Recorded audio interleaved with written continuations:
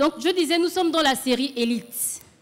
Et ceux qui m'ont précédé ont très bien prêché. Je ne sais même pas si je suis digne de venir après eux, je ne sais même pas.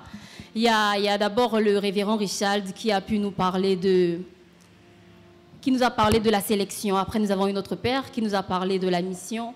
Nous avons eu la révérende Karel Mbouroué qui nous a parlé d'influencer ou influenceur. Ensuite, nous avons eu Lindsay qui nous a parlé de impactation. Aujourd'hui, je viens et je crois que je vais dans le même sens qu'eux, parce que je ne vais pas contredire ce qu'ils ont dit, mais je crois que je vais apporter ma pierre à l'édifice en parlant de l'élite. Je suis repartie dans les écritures de la langue française. Je parle du dictionnaire. Et j'ai recherché à nouveau élite. Non pas que je veuille redéfinir ce qui a déjà été défini, mais je veux que nous puissions nous rappeler, parce que la répétition est la meilleure des sciences. J'ai vu que l'élite, qui vient du mot latin éligere, signifie choisir, trier au sein d'un groupe. L'élite, c'est l'ensemble des individus qui sont considérés comme les meilleurs, selon le dictionnaire La Toupie. Larousse dit également que c'est le produit d'une sélection qui ne retient que les meilleurs sujets. Et je voudrais qu'ensemble nous puissions retenir quelques éléments. La première chose, c'est qu'on nous parle de choisir et trier. C'est la sélection dont on nous a parlé au début. Si on parle de sélection, si on parle de tri, ça veut dire que tu n'es pas seul. Ça veut dire que c'est un ensemble de personnes, ça veut dire que c'est un groupe. Alors que nous sommes ici, peut-être pour ceux qui ont fait de la statistique, on parle de la population et au sein de cette population, on prend un échantillon. Alors que nous sommes ici, nous pouvons être, je ne sais pas, 200, mais je ne vais pas dire ça, je ne vais pas dire ici. Je vais dire, on va aller dehors, voilà. Alors qu'on est dehors et qu'on a un groupe de 200 personnes, ce n'est pas les 200 personnes qui seront considérées comme l'élite. De ces 200 personnes, on va tirer un groupe qui sera considéré comme l'élite. Et ces personnes ne sont pas semblables. J'ai envie de tirer notre attention sur le fait que nous soyons différents. J'ai envie de dire à quelqu'un que tu n'as pas besoin de ressembler à ton frère ou à ta sœur pour être particulier.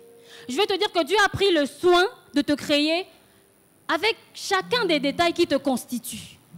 Tu n'as pas besoin de ressembler à la sœur, à la respo Ivana pour être belle. Tu n'as pas besoin de ressembler à la respo Samantha pour être jolie, pour être intelligente. Mais je veux dire que Dieu a donné à chacun de nous des spécificités qui font de nous une personne bien particulière.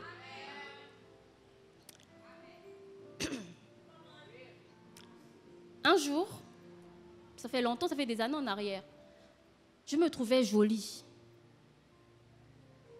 Non mais vraiment, je me trouvais jolie.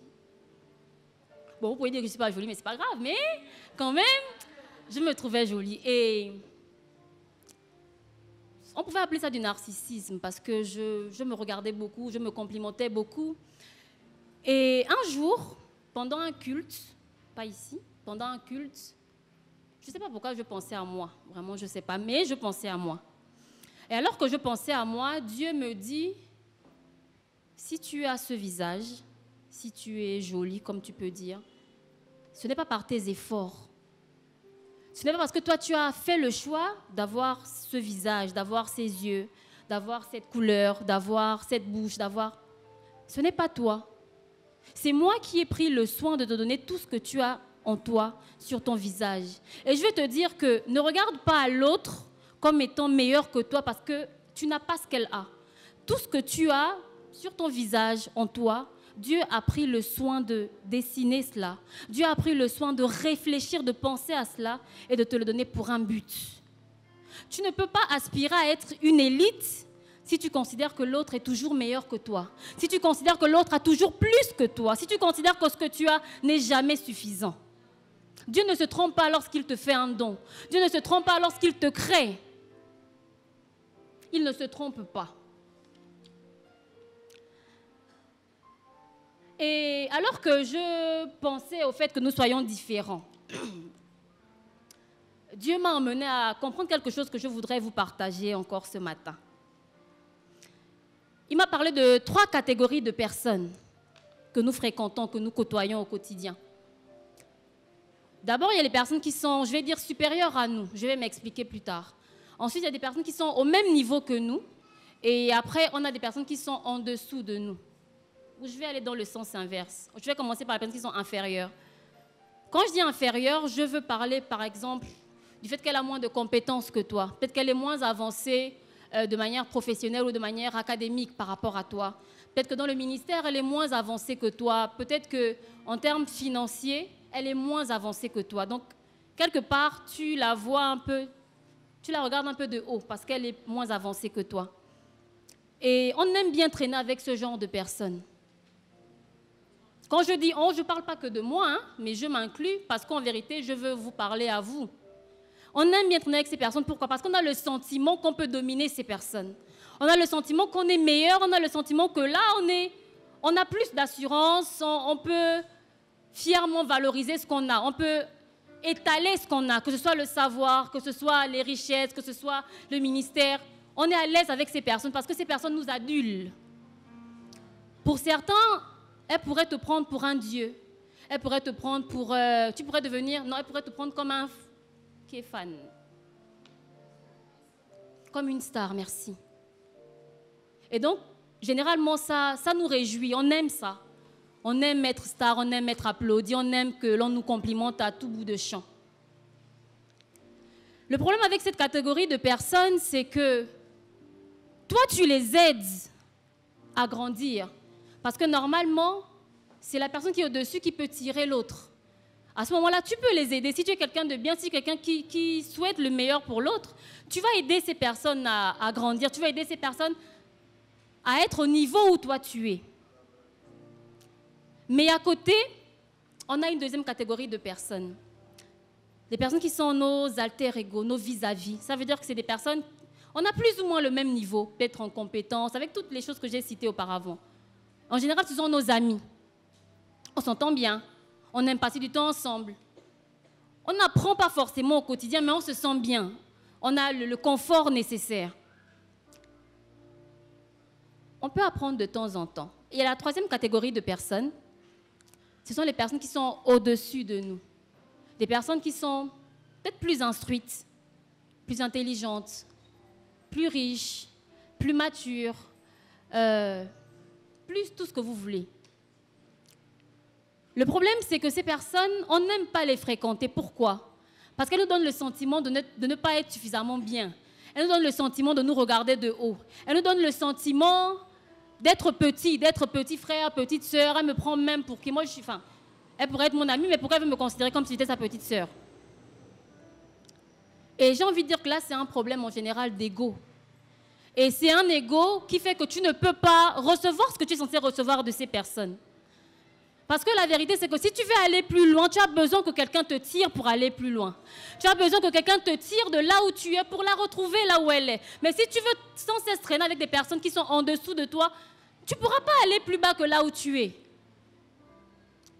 Je veux dire à quelqu'un que être une élite, c'est pouvoir reconnaître parmi les personnes que Dieu t'envoie, celles qui sont susceptibles de t'aider à monter, celles que tu es susceptible d'aider à monter vers toi, et celles qui sont censées t'aider à rester, à être toi en fait. Je veux parler de tes amis. Ne rate pas l'opportunité que Dieu te donne d'avoir des personnes qui vont te permettre de te hisser haut, en les regardant comme si elles étaient au même niveau que toi, en les regardant comme si elles étaient plus bas que toi. La vérité, c'est que parfois, tu sais qu'elle peut t'apporter quelque chose. Parfois, tu sais qu'elle est supérieure à toi, mais parce que tu ne veux pas avoir le sentiment qu'on t'apprend quelque chose, qu'on t'enseigne, tu bombes le torse pour rien. Tu bombes le torse pour rien. Être une élite, ça passe par ça. On veut être élite, on veut être meilleur, on veut avoir la première place, mais ça veut dire qu'à un moment donné, tu dois reconnaître que là, il faut que je sois derrière quelqu'un. Là, il faut que je m'asseye à côté de quelqu'un. Vous savez, hier, je ne sais pas pour vous, mais je crois que l'un des moments qui m'a vraiment marqué, pour ceux qui étaient là hier au Nomade, c'est lorsqu'on a présenté les évêques. On a présenté les évêques et on leur a demandé de venir dire un mot. Et l'évêque Michel s'est levé. Il est venu, il a dit merci. Mais il ne s'est pas arrêté à dire merci. Il a dit, on m'a élevé aujourd'hui au rang d'évêque avec les autres évêques, sauf que on n'est pas au même niveau. On n'est pas au même niveau. Il a parlé de l'évêque François Rabenkogo et il a parlé de l'évêque Nadia. Il a dit, c'est ma mère. On a peut-être été élevés le même jour. Vous avez le sentiment, vous avez l'impression qu'on a été élevés le même jour. Il n'a pas dit ça, c'est moi qui rajoute. Vous avez le sentiment, vous avez l'impression qu'on a été élevés le même jour. Sauf qu'on n'est pas au même niveau. C'est ma mère. Ça veut dire que quand bien même tu as le sentiment que tu es intelligent, tu es brillant, tu es excellent, tu es rempli de compétences, il faut que tu arrives à reconnaître qu'il y a des personnes au-dessus de toi. Même si vous êtes dans la même classe, même si vous servez au même endroit, même si vous vous tenez sur la même chair, on n'est pas au même niveau. Il faut que tu arrives à reconnaître qu'il y a des personnes qui sont au-dessus de toi et que tu te tiennes à côté, que tu t'asseyes, que tu te mettes même des fois à genoux pour recevoir de ces personnes. Tu veux être une élite, il faut que tu saches que tu n'es pas une élite parce que ça tombe du ciel, mais tu dois être apte à recevoir ce que Dieu veut te donner. Et il te donne cela au travers des hommes qu'il met à côté de toi, des hommes qu'il met au-dessus de toi.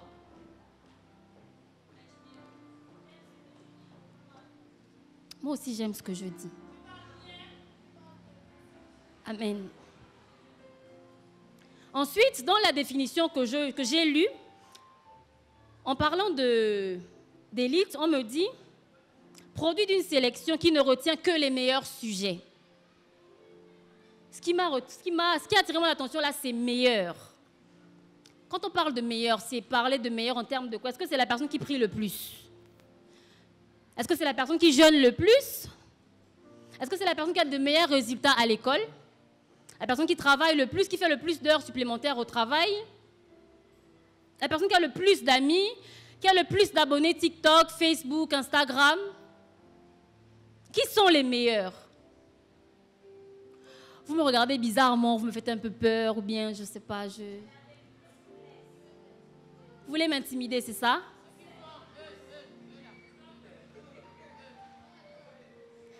Est-ce que vous pouvez d'abord acclamer pour Jésus, s'il vous plaît?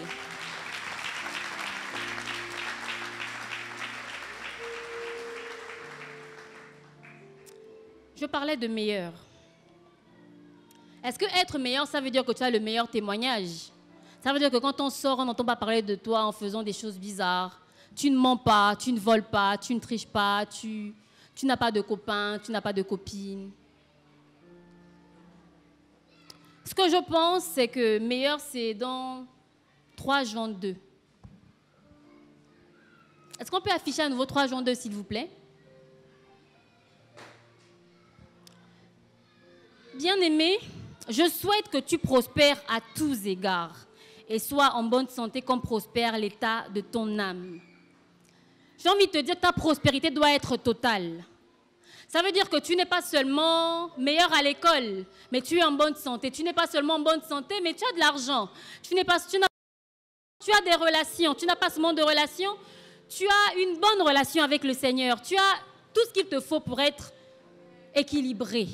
Le mot que je cherchais, c'est équilibré. Tu es équilibré. Est-ce que vous savez qu'il arrive des fois qu'on soit super spirituel et qu'on ait des problèmes émotionnels? Est-ce que vous savez qu'il y a des gens qui passent 3 jours de jeûne et prière, 1 semaine de jeûne et prière, et puis qui arrivent, qui ne savent pas dire merci, qui ne savent pas dire bonjour? Est-ce que tu peux dire bonjour à ton voisin? Est-ce que tu as dit bonjour à ton voisin aujourd'hui en arrivant? Si tu ne connais pas son prénom, demande-lui comment il s'appelle.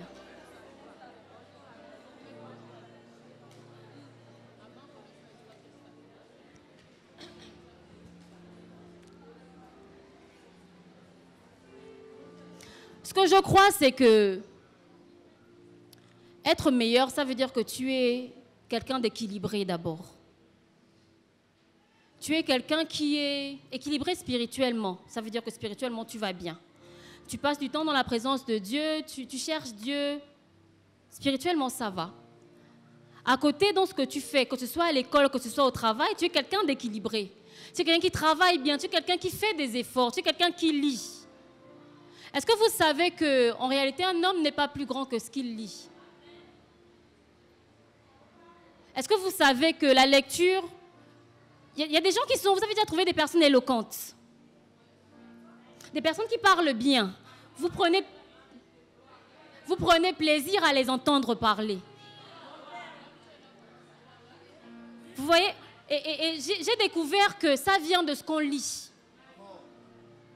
Plus tu lis, plus tu es brillant, mieux tu parles. Et mieux on aime t'entendre, plus on aime t'entendre parler.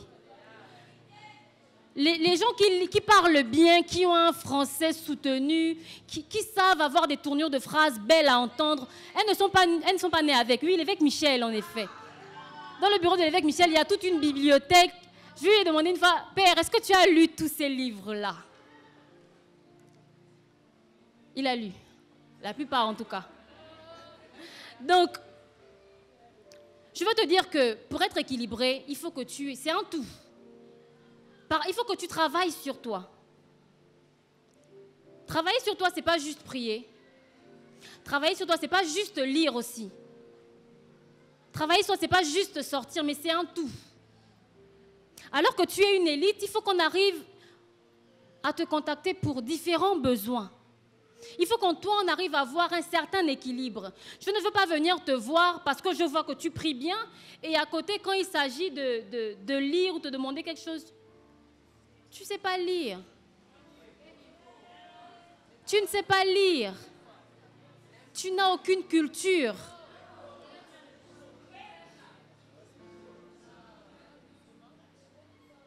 Je pense que c'est quelque part dans le livre de Proverbes, on a dit, Père, tu peux m'aider s'il te plaît. Il y a un verset qui dit, acquiert de la sagesse, de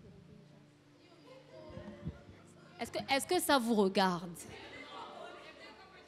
D'accord. Bon, comme vous pouvez m'aider, ça veut dire que l'évêque ne va pas parler. Il y a un verset dans Proverbes où on parle d'acquérir de l'intelligence. Non, d'abord de la sagesse, et avec la sagesse, acquérir de l'intelligence.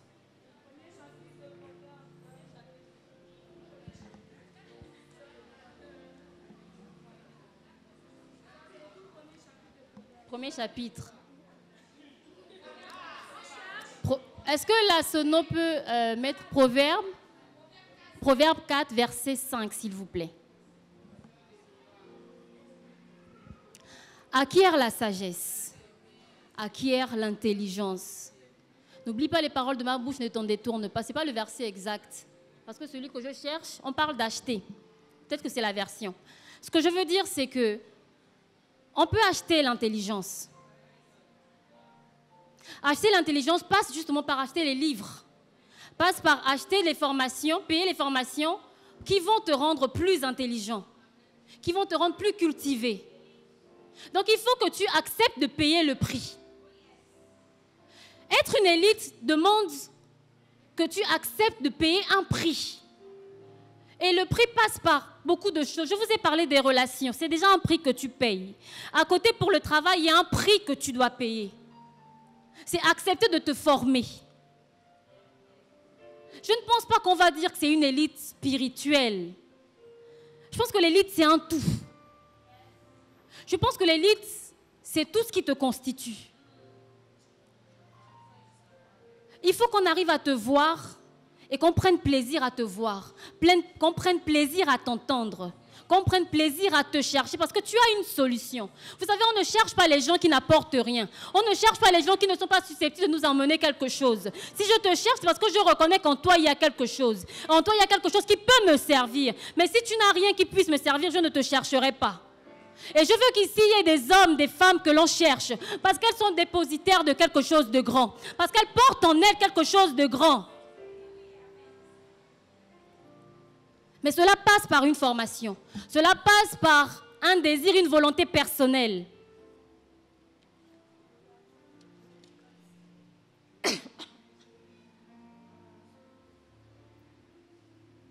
Ce que j'ai compris, c'est qu'il y a un problème. C'est que généralement, on n'est pas équilibré parce qu'on marche en dents de scie. Je pouvais dire il y a quelques années à quelqu'un, le problème, ce n'est pas que tu n'aimes pas Dieu. Parce que je crois que véritablement on aime Dieu et qu'on cherche Dieu. Sauf que notre vie chrétienne, généralement, n'est pas stable, n'est pas constante. On marche, on vit en dents de scie. Ça veut dire qu'aujourd'hui, en fonction des temps et des circonstances, ta foi vacille. Quand tu vas bien, tu pries, tu jeûnes, enfin, tu es bien en fait. Et quand tu as des problèmes, on te voit moins. Quand tu as des problèmes, tu pries moins. Bon, sauf pour d'autres personnes. Pour d'autres, c'est l'inverse. C'est quand ça ne va pas qu'elle passe du temps dans la présence de Dieu, qu'elle cherche Dieu, qu'elle jeûne, qu'elle prie. Et quand ça va, elle oublie Dieu, elle s'éloigne de Dieu. Et je veux dire à quelqu'un que c'est pareil pour tout ce que tu fais. Il faut que tu arrives à avoir une certaine constance. Constance dans ta vie de prière, constance dans ta vie de jeûne, constance dans ce que tu lis. Si tu décides de lire, par exemple, 1 ou 2 livres par semaine, que ce ne soit pas juste pour un mois, que ce ne soit pas juste parce qu'on t'a motivé cette semaine, mais que ce soit une décision que tu as prise qui va te servir toute ta vie. Si tu as décidé de jeûner 1 jour par semaine, que tu le fasses, pas seulement ce mois-ci, pas seulement parce qu'on est dans un programme de jeûne et prière à l'église, mais parce que véritablement tu réalises et tu comprends l'importance de jeûner. Est-ce que je parle à quelqu'un ce matin?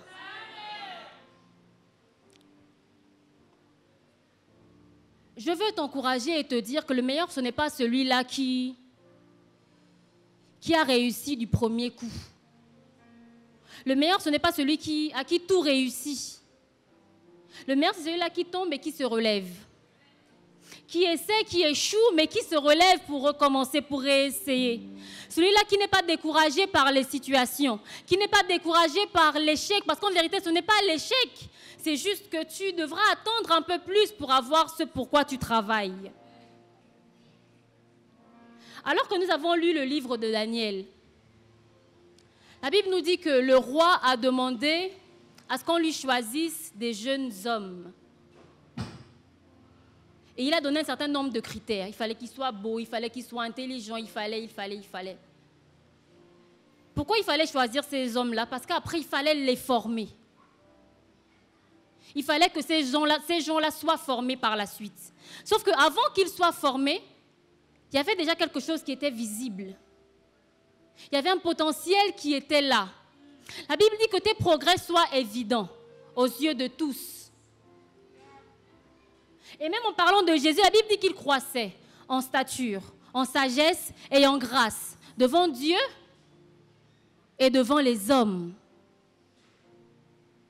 Je veux te dire que ce que tu veux faire, ce que tu es appelé à faire, l'élite que tu veux devenir ou l'élite que tu es, ce n'est pas seulement dans ta chambre, ce n'est pas seulement dans ton cœur, ce n'est pas juste te dire je suis meilleur, je travaille bien, mais il faut que tes progrès soient évidents.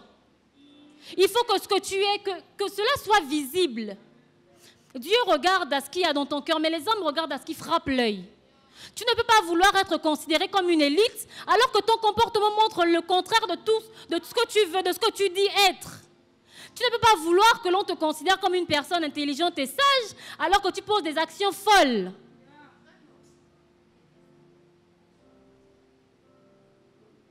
Pour les jeunes, j'ai envie de dire que tu veux que tes parents te fassent confiance parce que tu considères peut-être que tu es grand et que tu es sage. Mais si toutes les actions que tu poses ne donnent pas envie de te faire confiance, on fait comment?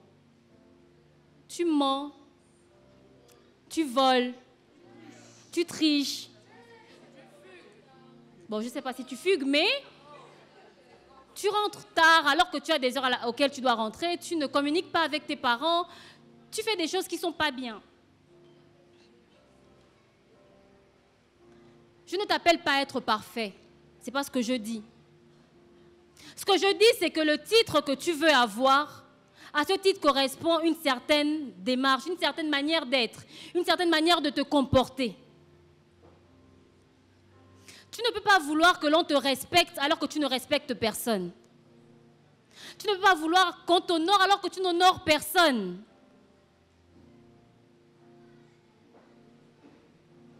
Pourquoi est-ce qu'on peut, avec beaucoup de joie, honorer les serviteurs de Dieu ici présents?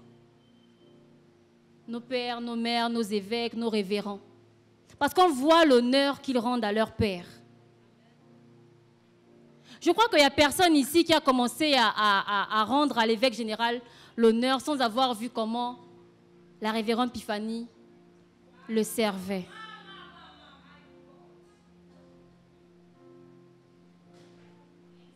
Je ne pense pas. Je pense que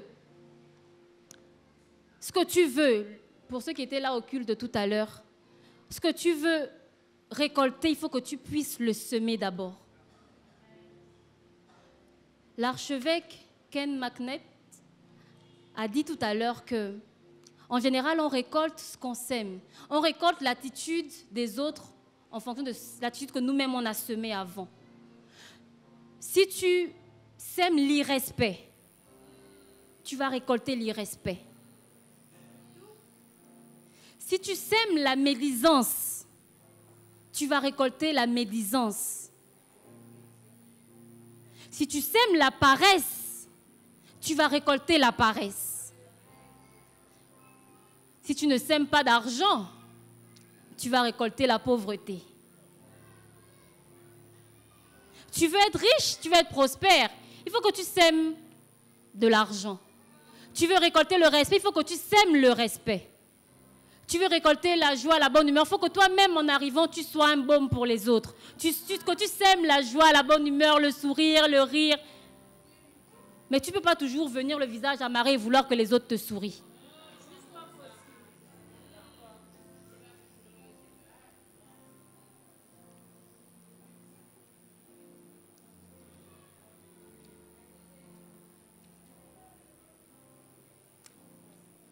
Faire partie de l'élite revient donc d'abord à travailler sur soi. Tu dois rechercher l'excellence. Tu dois fuir la paresse. La Bible dit que tout ce que tes mains trouvent à faire, fais le bien. Il ne faut pas que tu fasses les choses à moitié. Je ne sais pas, peut-être que vous voulez que je vienne vous dire que, je ne sais pas, le Saint-Esprit va vous bousculer, va vous secouer, mais je crois que c'est important qu'on comprenne que l'élite, vraiment quand je vois élite, je vois le travail. Quand je vois élite, je vois des majors de promotion. Quand je vois élite, je vois ceux qui ont les meilleurs résultats aux examens. Je vois des personnes distinguées. Je vois des personnes qu'on cherche lorsqu'on a des situations compliquées. Quand on a des situations compliquées, on ne cherche pas celui qui est moyen. On ne cherche pas celui qui peut faire ou qui sait faire. On cherche celui qui fait très bien. Qui parmi vous irait dans un hôpital et puis va décider ou va accepter, si tu as le choix, que ce soit un médecin moyen qui a un taux de mortalité assez élevé qui t'opère? Le cœur, par exemple.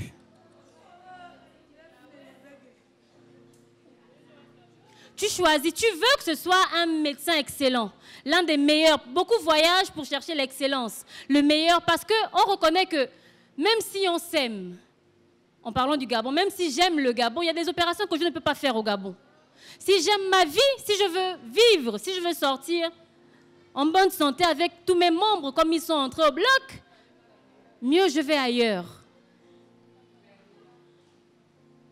Donc l'élite, c'est cette catégorie de personnes-là. C'est des personnes qu'on recherche quand on veut avoir le meilleur. Mon message, je l'ai intitulé « Pas sans toi ». J'ai dit « Pas sans toi », pourquoi? Parce qu'en lisant les différentes définitions que j'ai pu lire, quand on me parle d'élite, on me parle de groupe. L'élite, c'est l'ensemble des individus. L'élite, c'est le produit d'une sélection qui ne retient que les meilleurs. On ne parle pas d'élite comme d'un seul individu. L'élite, ce n'est pas toi seul. L'élite, ce n'est pas toi seul. L'élite, c'est toi, Glenn, tu viens s'il te plaît. L'élite, c'est toi, Claudia, tu viens s'il te plaît. L'élite, c'est toi, Prunelle, tu viens s'il te plaît. L'élite, c'est toi, Samantha, tu viens s'il te plaît. L'élite, c'est toi, Grâce, tu viens s'il te plaît. Vous mettez ensemble devant.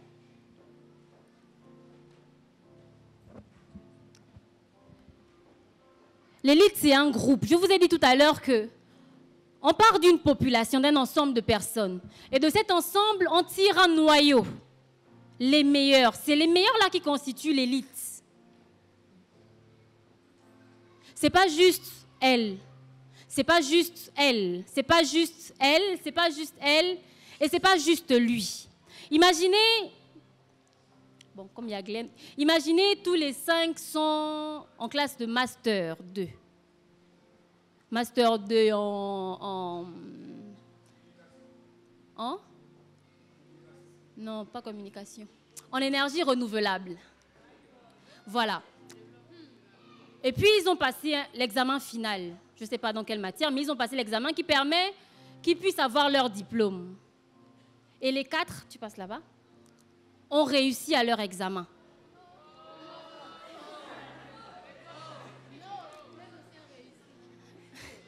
Et il y a Glenn qui n'a pas réussi à son examen. Mais tous les 5 s'entendent bien, ils sont amis. Comment ils vont se réjouir? Dites-moi un peu. Peut-être parce que là, on parle de master, c'est pas trop intéressant. Glenn, on va descendre un peu, s'il te plaît. Claudia aussi. On va aller au bac. Ils ont passé le bac. Et puis, à la proclamation des résultats, les 4 sont admis d'office. Avec mention, très bien. Et puis, Glenn est échoué d'office. Mais ils sont amis. Non, mais Glenn a déjà le bac, n'ayez pas peur. Il a le bac. Donc, est-ce que vous pensez que ces 4-là vont correctement se réjouir alors que Glenn n'a pas eu le bac? Ça veut dire que même s'ils sont en train de fêter, ils sont en train de s'agiter, dès que Glenn arrive, c'est Yako. Allez-y vous asseoir. Ce que Dieu m'a enseigné, c'est qu'il y a des victoires, en fait, pour les célébrer, il faut que nous soyons nombreux. Il y a des guerres pour les remporter, il y a des combats pour les remporter, tu ne peux pas être seul. Tu ne peux pas être seul. Tu as besoin de l'autre à côté. Nous avons besoin d'être un groupe. Si nous sommes un groupe et qu'au milieu de nous, il y en a qui ne réussissent pas, il y en a qui ne sortent pas la tête de l'eau, c'est tout le groupe qui prend un coup. Alors que tu prends la chaîne, là, si tu as une chaîne sur ton cou, il suffit qu'un maillon cède pour que la chaîne se casse, pour que tu ne puisses plus la mettre.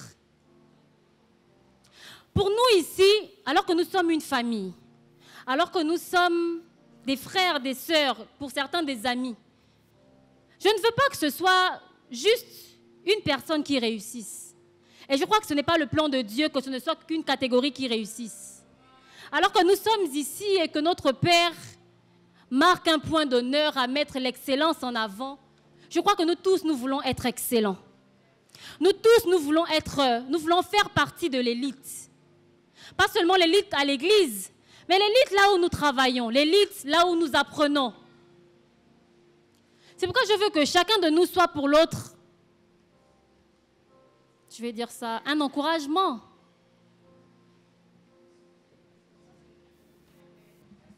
Un soutien, merci. Merci.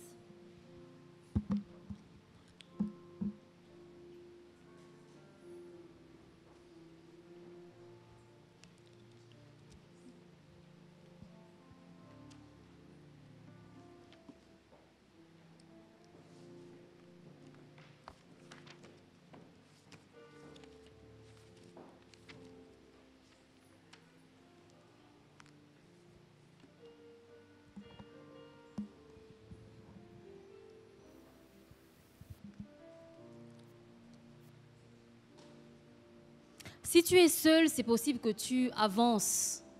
C'est possible que tu fasses un bout de chemin. Mais j'ai envie de te dire que tu as besoin de l'autre pour aller loin. Tu as besoin que quelqu'un te tienne la main pour aller loin. La Bible dit que 2 valent mieux qu'1. Ça veut dire que si aujourd'hui je marche et que je suis fatiguée, je dois pouvoir compter sur quelqu'un pour m'appuyer sur elle.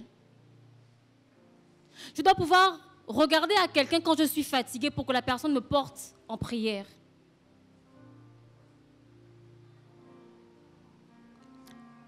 Quand on parle de l'intercession, en général, ce n'est pas pour soi-même que l'on intercède. En général, on intercède pour l'autre. Mais si tu es seul, si tu marches seul, si tu penses que tu te suffis à toi-même, qui intercède pour toi? Qui prie pour toi? Qui te tient la main quand tu es fatigué? Qui te console quand tu es triste? Il y en a qui vont me dire que moi, j'aime marcher seule. Moi, je préfère être seule parce que ça m'évite des problèmes. Sauf qu'à un moment donné, tu seras limité. Tu seras limité parce que tu ne portes pas tout en toi. Dieu a donné aux uns et aux autres en fonction du besoin, pas de toi. J'ai l'habitude de dire que les dons que tu as, le don de prophétie, le don de miracle, ça ne te sert pas d'abord à toi, ça sert à l'autre. Est-ce que ça vous arrive souvent de voir des gens prophétiser sur leur mariage? Je ne dis pas de déclarer et de prophétiser comme ça. Je dis, quelqu'un qui dit Dieu me dit que je vais me marier l'année prochaine, Dieu me dit que je vais. En général, on dit pour les autres. On dit pour les autres, on intercède pour les autres.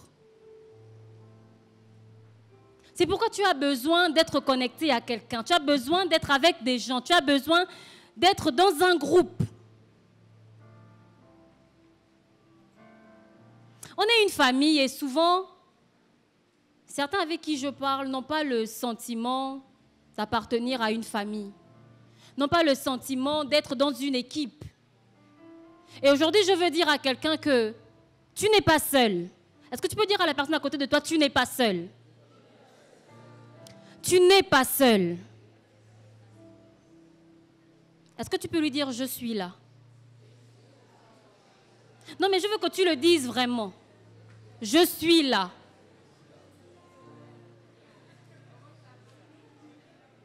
Je suis là.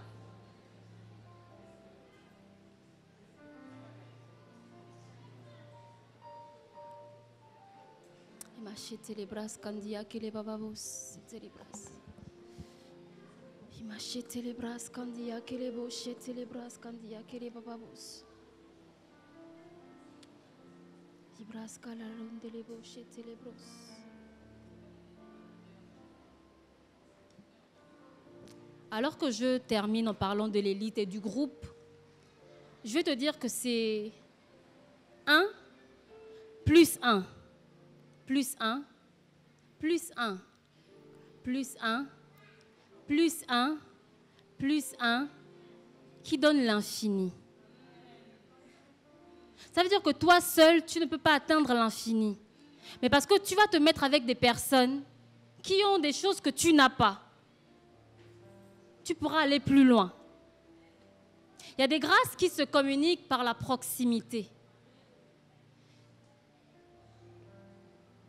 Bon, je ne vais pas parler de triche, parce que j'allais dire, on va parler de triche, on va parler de l'école. Par exemple, le fait d'avoir un ami qui est matheux, même si tu n'es pas matheux, si vous travaillez ensemble, tu peux ne pas avoir son niveau, mais tu ne pourras pas avoir 0 à l'examen.